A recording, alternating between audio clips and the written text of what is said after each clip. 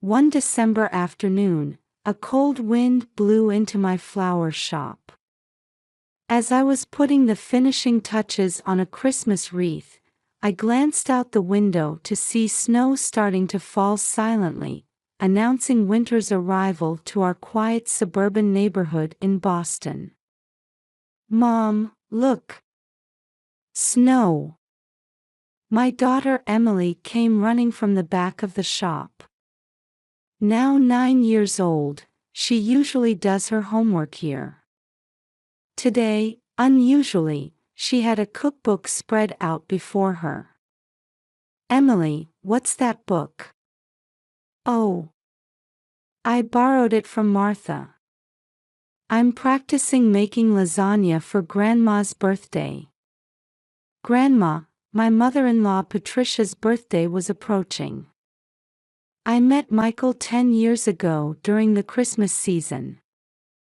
It all started when I did the landscaping for a building he designed.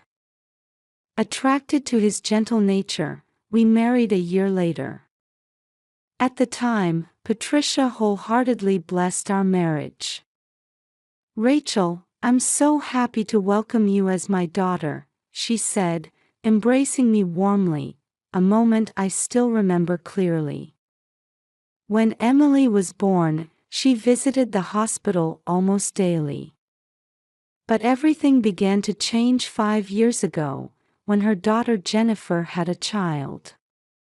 "Jenny's child looks just like me. She's inherited my refined taste," Patricia would say. Patricia owns a high-end boutique. Located in Newton's prime area, she's surrounded by wealthy regular customers. She has many social media followers and is obsessed with showcasing her perfect appearance and lifestyle.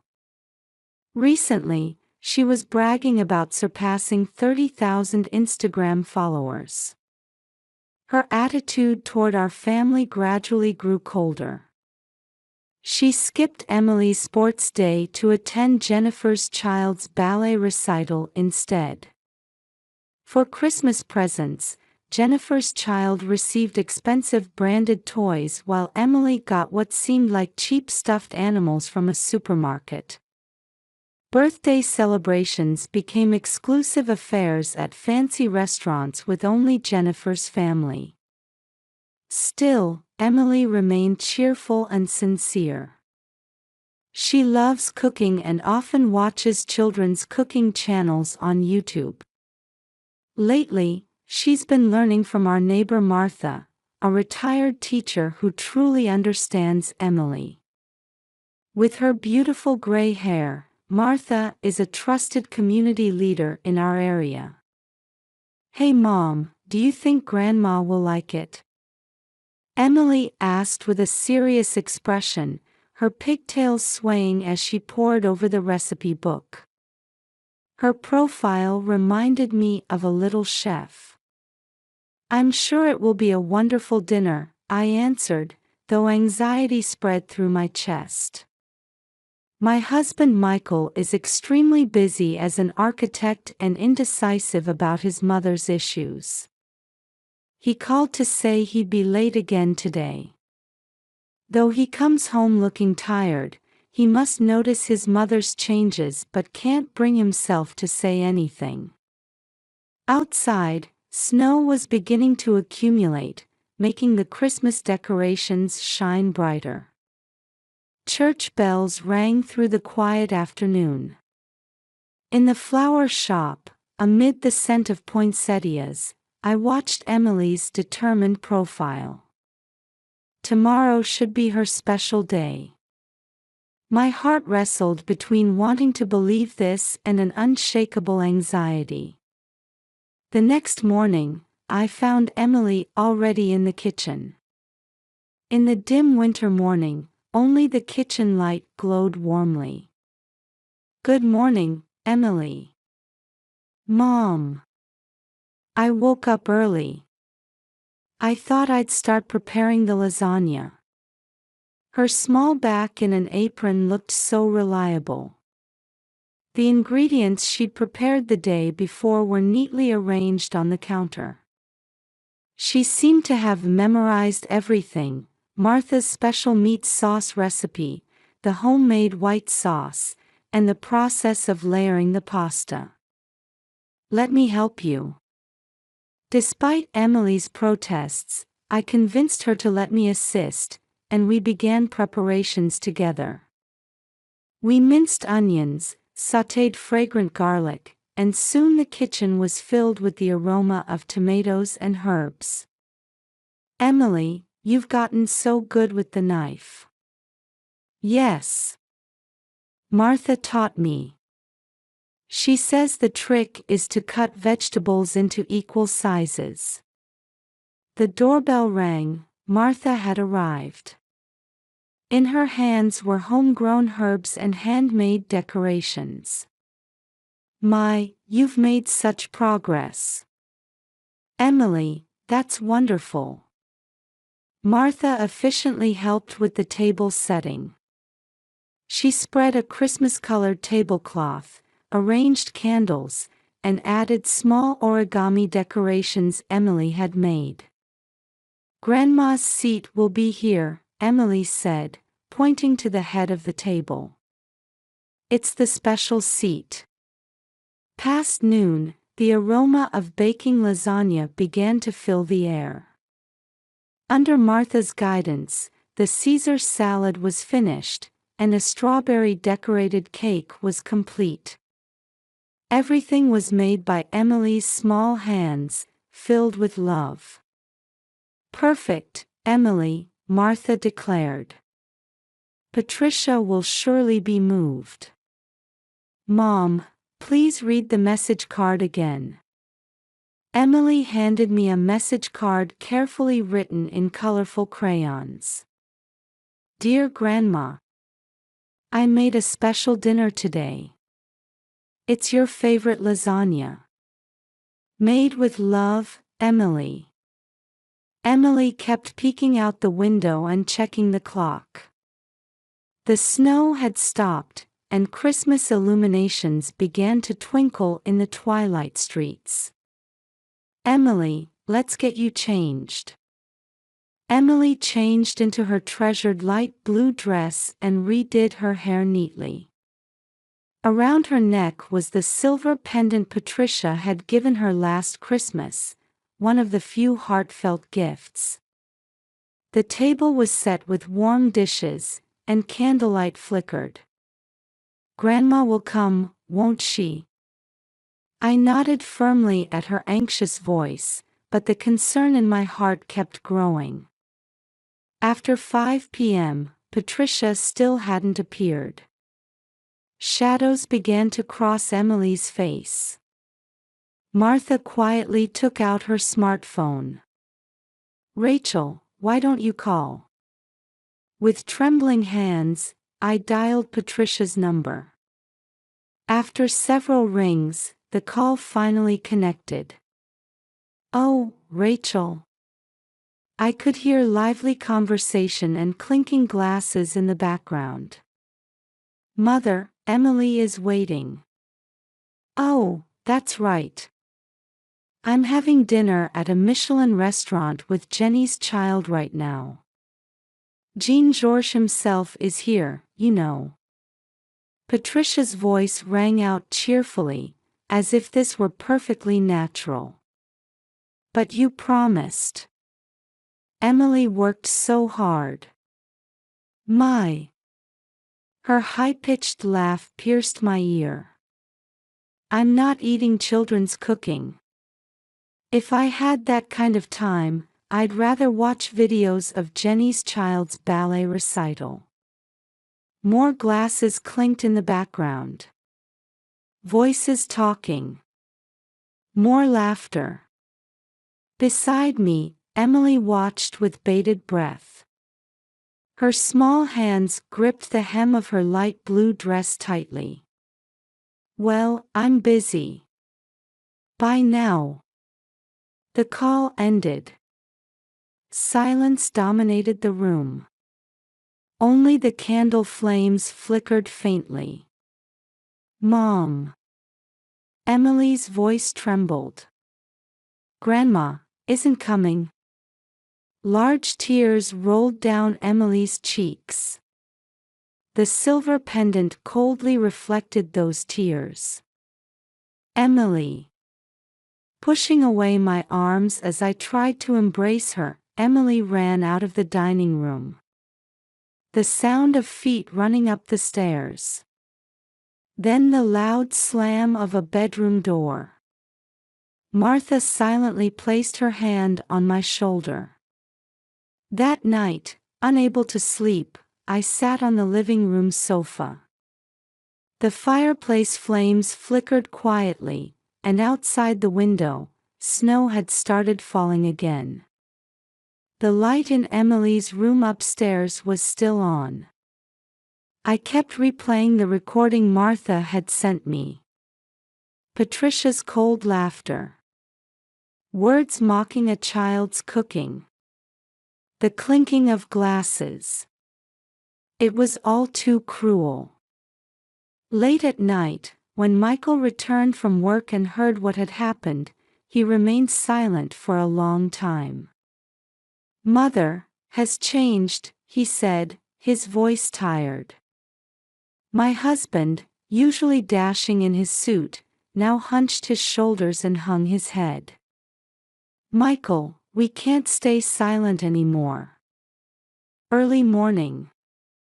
Before anyone else was awake, I sat at my computer. My hands were shaking, but I no longer had any doubts. First, I posted to the Newton Community Facebook group, sharing the whole story and the conversation Martha had recorded. I want to tell you what a 9-year-old girl experienced today.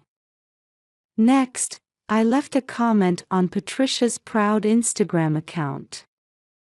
Your posts about perfect family happiness are all lies. Martha shared the truth in the church community chat group as well. Patricia's other face, so different from the one who acted kindly toward children at Sunday service, was spreading quietly but surely. At breakfast, Emily barely spoke. All I could do was smile gently beside her. I didn't yet have the courage to tell her what was about to happen. That afternoon, the first changes appeared at Patricia's boutique. One regular customer canceled her reservation for a luxury brand bag. I don't want to shop from someone who hurts children. Patricia's Instagram followers decreased by more than 1,000, and harsh comments began filling her post sections. In the church community, people began avoiding Patricia. The Sunday school teachers politely declined her participation in church activities, citing concerns for the children's safety. The next day, Jennifer visited my shop. Usually pristine in her business suit, today she appeared without makeup. Rachel. I heard the recording. Her voice trembled. Mother, when did she change so much? Spoiling my child while hurting Emily. I should have noticed. But maybe I was intoxicated by having mother's affection all to myself. She sighed deeply. I called mother last night. At first, she denied everything and lashed out. Just then, the shop door opened, and Patricia entered. Her usually perfect makeup and hair were disheveled, and she clutched her luxury brand bag desperately. Rachel. You've ruined my life.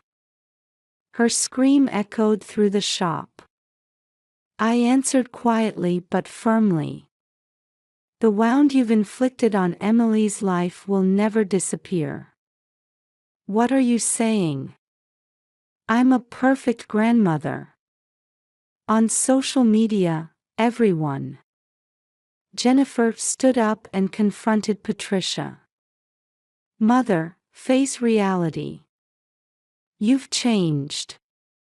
Jenny, even you. Patricia's voice trembled. Just then, we heard footsteps coming down the stairs. It was Emily. Having just returned from school, she looked at Patricia and slowly approached. The pendant was no longer around her neck. Grandma. Emily's voice was surprisingly calm. My cooking might not be very good, but I just wanted you to eat it. The color drained from Patricia's face. Her true face beneath the makeup grew increasingly pale. I. She started to say something but turned on her heel and left the shop. The sound of desperate running in high heels faded into the cold winter street. That evening, Patricia's boutique closed early. Her social media accounts were made private, and word came that she had left the church groups. That night, Michael finally spoke. Mother called. She said, everything was my mistake. Outside the window, heavy snow continued to fall silently. Wrapped in the warmth of the fireplace, Emily showed a peaceful sleeping face for the first time in a while. This isn't the end. Perhaps it's just the beginning. A week has passed. Boston is completely immersed in the Christmas mood. My flower shop has a steady stream of customers looking for poinsettias. But Patricia's boutique in the neighboring town remained shuttered. Patricia Bennett's charity work all for show. A local newspaper reporter revealed shocking facts. Of the donations Patricia made to orphanages each year, more than half were actually tax evasion schemes. The more we investigate the records, the more shocking facts emerge, the reporter told me quietly. There's evidence she posted wealthy clients' personal information on social media without permission. At an emergency church community meeting at Martha's house, she shared new facts with a deep sigh. The Christmas event toys Patricia donated 5 years ago, most were apparently clearance items from her boutique. Come to think of it, someone spoke up. Last year's fashion show at the senior center, all the clothes were her shop's unsold items. As more truths came to light, Patricia's facade crumbled like a castle made of sand. The situation is serious, Jennifer said when she visited my flower shop, maintaining her composure as a lawyer.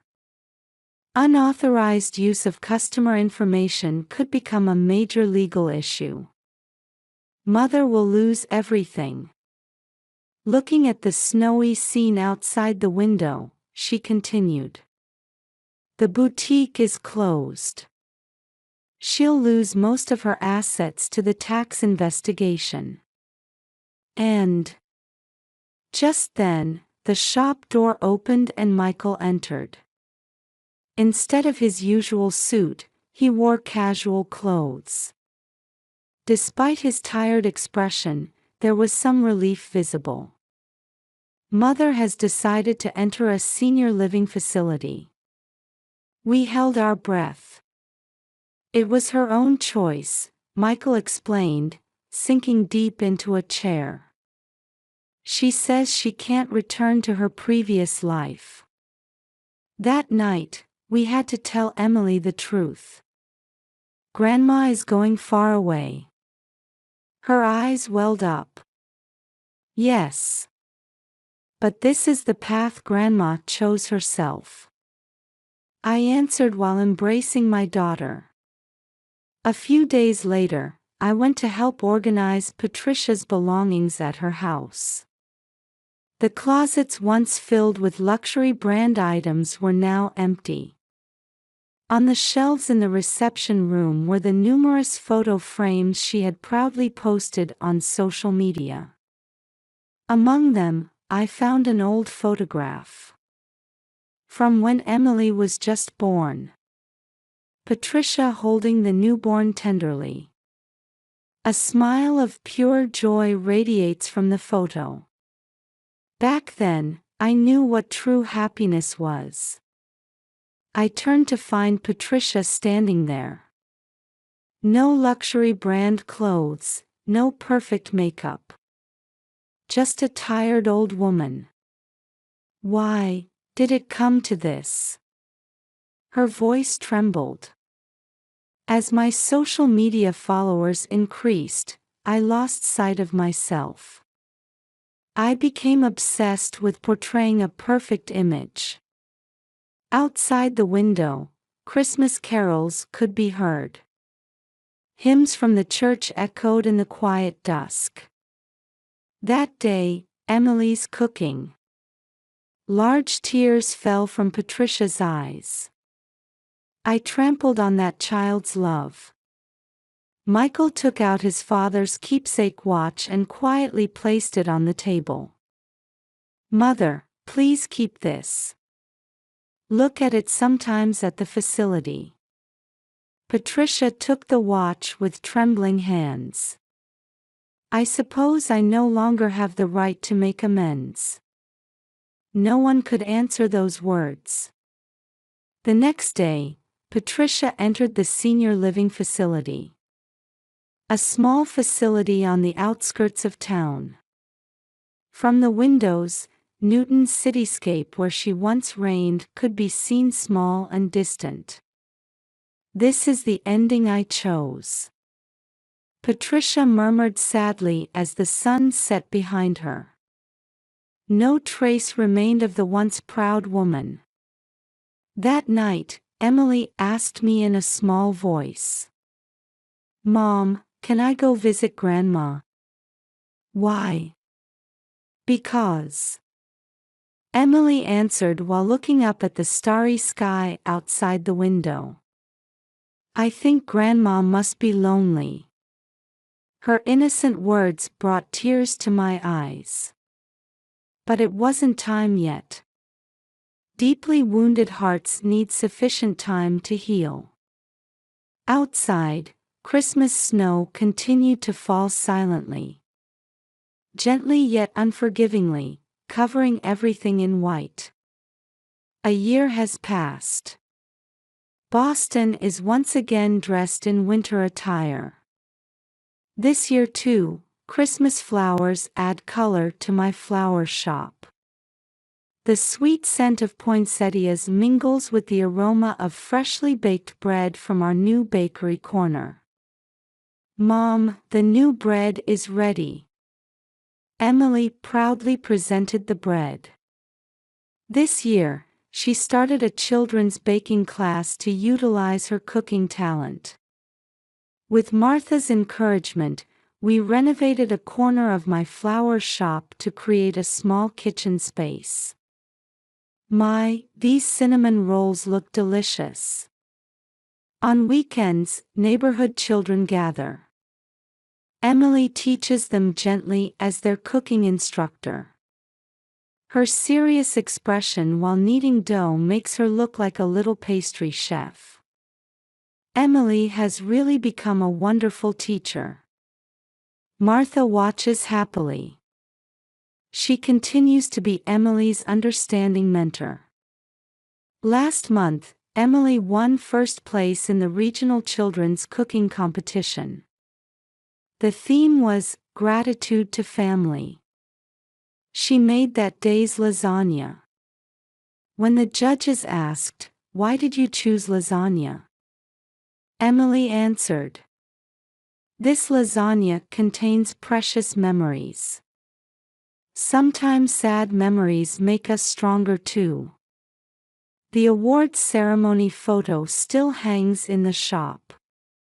Emily beaming with her trophy, Michael smiling proudly beside her, a picture symbolizing the beginning of our family's new chapter.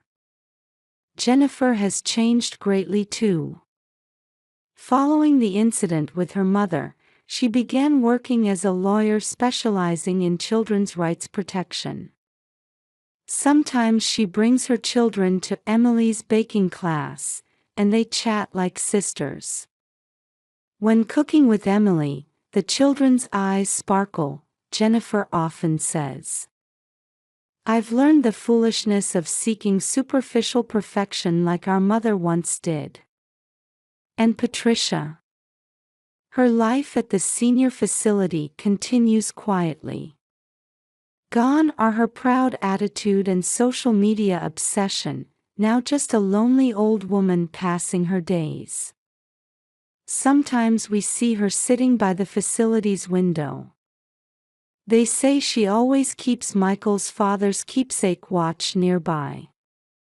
The ticking of the clock reminds her of lost time. A facility staff member told us. Especially at dusk, she gazes out the window for long periods. Recently, Emily wrote a letter. Dear Grandma, I've become a cooking teacher. I'm teaching children the importance of cooking with love. Someday, I hope I can make lasagna again. Love, Emily. I haven't mailed that letter yet. Perhaps Emily's heart needs a little more time to heal completely. But I can sense something definitely growing within her.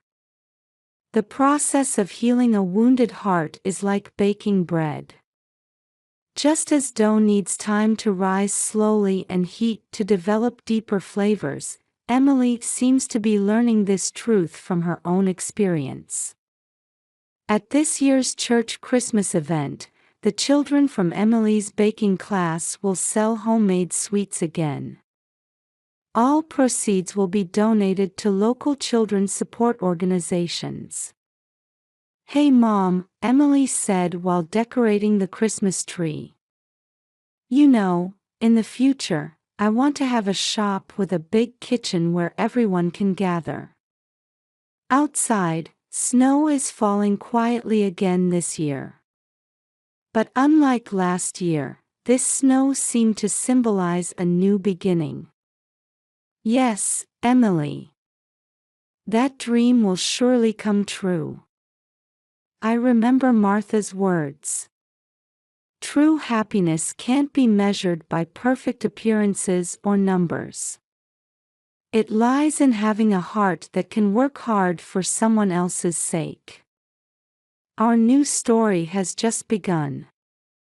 Like how each snowflake is different, no life story is the same. Only genuine love can gently embrace everything. Mom, the snow, it's beautiful. As I watched Emily's profile, I nodded softly. In her smile, I thought I could see a bright future.